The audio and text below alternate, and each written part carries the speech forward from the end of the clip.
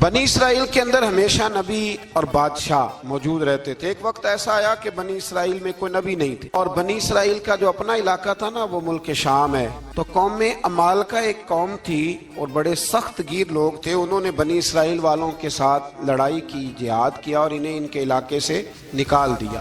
اور کچھ حضرت یوسف علیہ السلام کے زمانے میں ویسے بھی ایک بہت بڑی تعداد جا کے مصر میں آباد ہو گئی۔ اب یہ ہوا کہ ان کے پاس کوئی بادشاہ نہیں ہے، یہ بار بار دعا کرتے ہیں، التجا کرتے ہیں، تو اللہ تعالیٰ نے ایک پیغمبر انہیں عطا کیے جن کے مختلف نام کتابوں میں ہیں۔ صدر الافاضل رحمۃ اللہ علیہ نے تفسیر خزائن العرفان کے اندر ان کا نام حضرت شمویل علیہ السلام لکھا ہے۔ حضرت شمویل علیہ السلام کو اللہ تعالیٰ نے نبوت عطا فرمائی، اور جب حضرت شمویل علیہ السلام اللہ کے نبی ہوئے، بنی اسرائیل والوں کو یقین آیا کہ اللہ نے الحمدللہ ہمیں ایک نبی کے جھنڈے تلے جمع کر دیا ہے، تو پھر انہوں نے کہا کہ آپ ہمارے سامنے ایک بادشاہ بھی مقرر کریں تاکہ ہم اس کی سرپرستی میں جہاد کریں۔ جب انہوں نے یہ بات کی تو اللہ تبارک و تعالیٰ نے حضرت شمویل علیہ السلام کے ذمے لگایا۔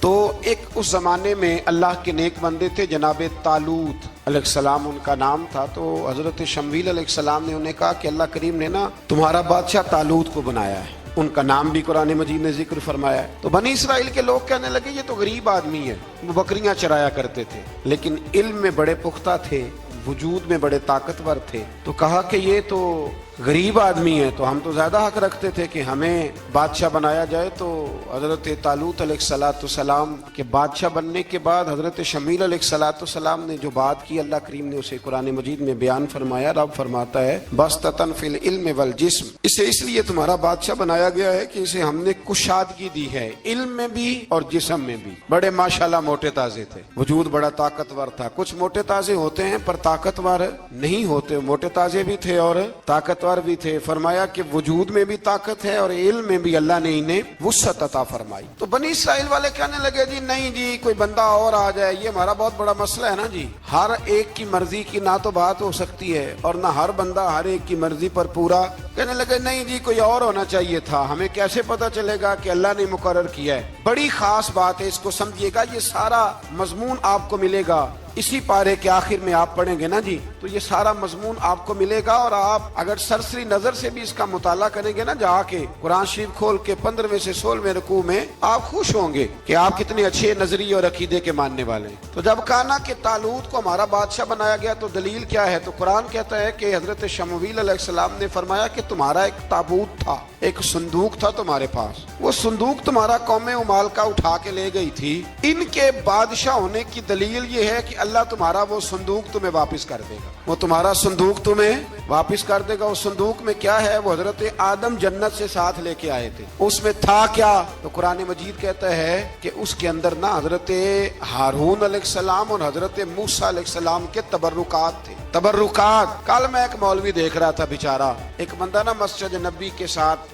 غلاف اور شاید کوئی کفن تھا، وہ مسجد نبی کی دیواروں سے مس کر رہا تھا، تو وہ کہہ رہا تھا نہیں اس سے کیا ہوتا ہے، تبرک کوئی چیز نہیں، اچھے اعمال کی وجہ سے بندہ بخشا جائے گا۔ میں نے کہا تو مجھے ملے تو میں تجھے بخاری کھول کے دکھاؤں کہ حضرت عبد الرحمن ابن عوف جنہیں حضور نے قطعی جنتی کہا، حضور کے وجود پر کرتا دیکھ کے کہنے لگے حضور بڑا ہی سونا لگ رہا ہے، تو فرمایا تجھے چاہیے حضور مل جائے تو کیا ہی بات ہے۔ نبی پاک نے عطا کیا تو صحابہ کہنے لگے عبد الرحمن آپ کو تو ضرورت نہیں تھی، آپ کے پاس تو بڑے لباس ہیں، تو یہ کرتا حضور نے قبول کر لیا، کوئی لے کے آیا اور آپ نے مانگ لیا، تو وہ رو پڑے، کہنے لگے پہننے کے لیے نہیں مانگا، یہ حضور کے جسم سے لگ گیا ہے، میں نے کفن بنانے کے لیے مانگا ہے۔ تو کہتا ہے حضور کے تبرک میں خیر کوئی نہیں۔ اور آپ یقین کریں ان لوگوں پہ حیرانگی ہے، ہم نے بھی مرنا ہے نا جی، بڑی جلدی قبر میں جانا ہے، وقت کا کچھ پتہ نہیں، لیکن اتنے اندھے ہو کر لوگ چیزوں کو دیکھتے ہیں اور اس تیزی کے ساتھ گمراہی پھیلاتے ہیں۔ مجھے باقاعدہ کسی نے ویڈیو بھیجی اور کہنے لگا جی دیکھیں کتنی اچھی بات کر رہا ہے، لوگوں کو سمجھائیں، تو میں نے کہا نہیں اس کو سمجھانے کی ضرورت ہے۔ اور میں نے اس کو دیکھا ہے، وہ جو لال رومال والا ہے، میں نے دیکھا ہے وہ ڈھونڈ ڈھونڈ کے جاہلوں کو پکڑتا ہے، تلاش کرتا ہے، اور اگر کوئی مل جائے بات بتانے والا تو پھر وہ خود پکڑا جاتا ہے، اور کئی دفعہ پکڑا گیا تو نکل گیا ہے۔ اللہ تعالیٰ ہمیں سمجھنے کی توفیق، ہم سیانے ہو جائیں تو یہ دور دور تک نظر نہیں آئیں گے انشاءاللہ۔ تو وہ تابوت آئے گا، بنی اسرائیل والوں سے کہا تابوت میں کیا تھا سن لو، اور یہ قرآن مجید ہے۔ آج میری ماننا یہ 15ویں سے 16واں رکوع ضرور ہی پڑھنا کہ وہ آخر تابوت میں کیا تھا۔ کھولنا ذرا۔ قرآن مجید کہتا ہے کہ حضرت موسیٰ علیہ السلام اور حضرت ہارون کے تبرک تھے، تو تبرک کیا تھے؟ تمام مفسرین نے لکھا ہے کہ حضرت موسیٰ کا ایک کرتا تھا، ایک ڈنڈا تھا، جوتے تھے، اور جناب ہارون علیہ السلام کا امامہ شریف تھا، اور تورات کی کچھ تختیاں تھی۔ تو اس کا فائدہ کیا تھا؟ اس تابوت کا فائدہ یہ تھا کہ بنی اسرائیل والے جب اپنے دشمنوں سے لڑتے تھے، تابوت سامنے رکھ کے دعا مانگتے تھے، اللہ انہیں کامیابی عطا کر دیتا تھا۔ تو قوم عمالقہ کو بھی پتہ چل گیا کہ صندوق میں کچھ ہے جس کی وجہ سے یہ کامیاب ہو جاتے ہیں۔ وہ صندوق اٹھا کے لے گئے۔ اب ان کی کم بختی یہ، کم نصیبی یہ کہ انہوں نے جا کے اسے روڑی پہ پھینک دیا۔ جب روڑی پہ پھینکا تو ان کے اندر بیماریاں آ گئی، وبائیں پھوٹ پڑی، مرنے لگے، وجود پھولنے لگا۔ پھر ان کے دلوں میں بات آئی کہ یہ ہم نے اس صندوق کی بے ادبی کی ہے۔ صندوق میں کیا ہے؟ تبرکات۔ ہمیں کہتے ہیں جی نالین کا نقشہ کیوں لگایا ہے؟ تمہارے تو بزرگوں کا عقیدہ ہے سر پہ رکھنے کو مل جائے اگر نقش نالے پاک کے حضور تو پھر کہیں گے کہ ہاں تاجدار ہم بھی ہیں۔ تو کہا کہ اس کے اندر یہ تبرکات تھے، انہیں بھی سمجھ میں آئی، تو انہوں نے نا بیل گاڑی منگائی اور وہ صندوق اٹھا کے اس کے اوپر رکھ دیا۔ اب کیا ہوا؟ قرآن کہتا ہے کہ فرشتوں نے نا اس صندوق کو وہاں سے اٹھایا۔ مفسرین نے لکھا ہے اس کا معنی یہ بھی ہو سکتا ہے کہ اس بیل گاڑی کو ڈائریکشن پہ لگایا۔ ادھر سے حضرت شمویل علیہ السلام نے جناب طالوت کو بادشاہ بنا دیا اور ادھر سے وہ صندوق چل پڑا۔ کہا بھئی ہم ان کو کیسے بادشاہ مانے؟ تو فرمایا بادشاہ اس طرح مانو گے کہ تمہارا وہ صندوق آ جائے گا، اور قرآن کہتے ہیں اس صندوق میں تمہارے دلوں کا سکون ہے، اس میں تمہارے دلوں کا۔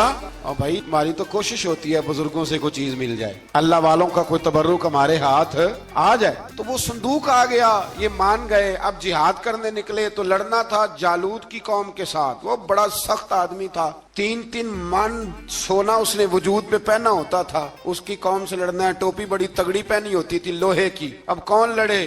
ایک نوجوان تھے جن کا نام تھا داؤد علیہ السلام، وہ بھی بکریاں چرایا کرتے تھے۔ اور جن دنوں حضرت طالوت نکلے نا اپنی قوم کو لے کر جالوت کے خلاف لڑنے، تو حضرت داؤد بھی شامل ہو گئے۔ اللہ جب کسی کو نوازتا ہے نا تو پھر خاص ہی کرم نوازی کرتا ہے۔ مفسرین نے لکھا جب یہ جا رہے تھے نا، وہاں جا رہے تھے تو رستے میں انہیں 3 پتھر مل گئے، انہوں نے وہ تینوں پتھر اٹھا لی۔ اس زمانے میں پتھر پھینکنے کے لیے چھوٹی چھوٹی لوگوں کے پاس چیزیں ہوا کرتی تھی، اس کو کوپھن بھی لوگ کہتے تھے، منجنیق، اس کو سامنے رکھ کے پھر بنائی گئی۔ تو آپ کے پاس بھی وہ آلہ تھا جس سے دشمن پر پتھر مارے جاتے تھے، تو آپ وہ مشین لے کر، وہ آلہ لے کر وہاں پہنچے ہوئے تھے۔ 3 پتھر آپ کے پاس تھے۔ آپ فرماتے اس دن میں بڑا بیمار تھا، اتنا بیمار تھا کہ میرا رنگ پیلا ہو گیا۔ اب وہ جالوت کے سامنے کوئی نہیں جاتا تھا، تو جناب طالوت کہنے لگے کہ جو جالوت کو مارے گا نا، یعنی ان کے بادشاہ کو اس قوم کے، تو میں اسے اپنی آدھی سلطنت بھی دے دوں گا اور اپنی بیٹی کا نکاح بھی اس کے ساتھ کر دوں گا۔ دیکھیں اللہ نوازتا ہے تو کس انداز میں نوازتا ہے۔ تو حضرت داؤد کہتے ہیں وہ دور کھڑا تھا تو میں نے نا 3 پتھر مارے۔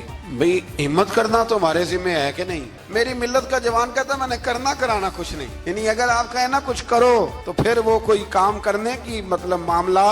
وہ مجھے کل ایک سنگی کہہ رہے تھے، کہنے لگے جی اللہ کے فضل سے کچھ بھی نہیں کرنا پڑا، مرشد نے نظر کر دی۔ میں کہا میں ملن گے تو میں انہوں نے سمجھاواں گا کہ کچھ کرا کے نظر کریا کرو، کیونکہ میرے وہ دوست ہیں، میں انہیں جانتا ہوں۔ نظر میں بڑا کچھ ہوتا ہے، لیکن اللہ بھی تو بندے پہ بڑی نظر رحمت کرتا ہے نا۔ لیکن کہتا ہے 5 نمازیں پڑھ، رمضان کے روزے رکھ، زکوٰۃ فرض ہو تو ادا کر، یہ سارے کام کر، سچ بول، دیانتداری کر، پھر میں اپنے فضل سے تجھے جنت عطا کروں۔ تو یہ جو رویہ ہم نے بنایا یہ درست نہیں۔ تو فرماتے ہیں 3 پتھر میں نے مارے، اللہ نے اتنا فضل کیا کہ وہ بھی مر گیا، اور اس سے چھو کے میرے پتھر آگے بڑھے تو اس کی فوج کے 30 آدمی بھی مر گئے۔ 3 پتھروں سے 31 بندے اللہ نے مار دی۔ فرماتے اس لیے کہ ہاتھ میرے تھے اور طاقتیں میرے رب کریم۔ تو حضرت داؤد علیہ السلام کے حصے میں جناب طالوت کی صاحبزادی بھی آئی، آدھی سلطنت بھی آئی۔ کافی سال حضرت طالوت حیات رہے، پھر ان کا وصال ہو گیا، تو ساری سلطنت حضرت داؤد کو ملی، اور پھر اللہ تبارک و تعالیٰ نے انہیں نبوت بھی عطا فرمائی۔